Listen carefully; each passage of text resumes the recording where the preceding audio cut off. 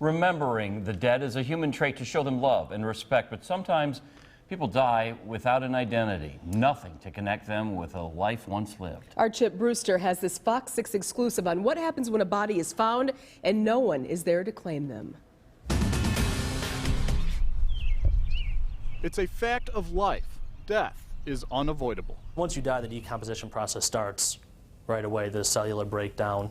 You can't stop that.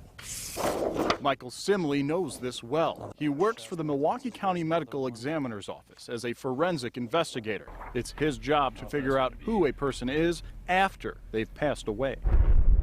He was called into action recently when a body was found in Milwaukee's McGovern Park. It had laid there for 4 years. Nothing but bones remained. We can have the best information, the most identifiable features of that person, but if we don't have a clue as to who that person actually is, it's like trying to find a needle in a haystack.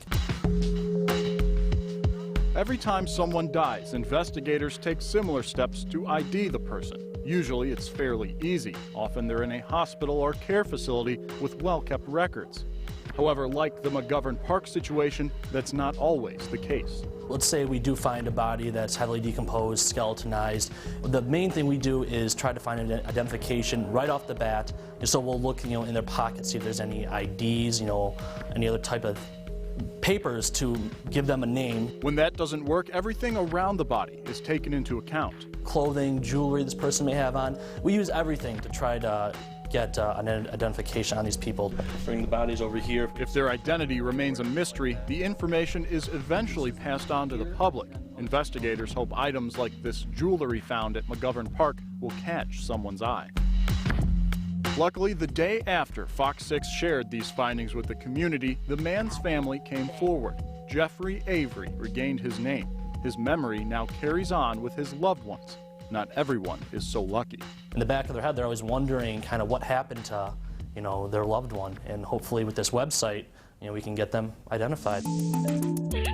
About 4 months ago, Simley set up a website for more than a dozen unidentified bodies. Most examiners have something similar, but this site is different. It gives the public actual pictures of the deceased to view. These unidentified people are more than just pictures on a web page. I'm standing here in the county autopsy suite where they're first brought to determine cause of death and who they are. If that's unsuccessful, they end up here in the county morgue, sometimes for years, waiting for someone to come and claim them, give them a name once again.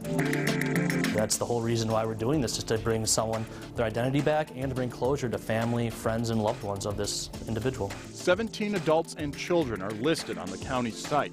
Along with the, at times, gruesome pictures, news clippings and other information are listed alongside the cases.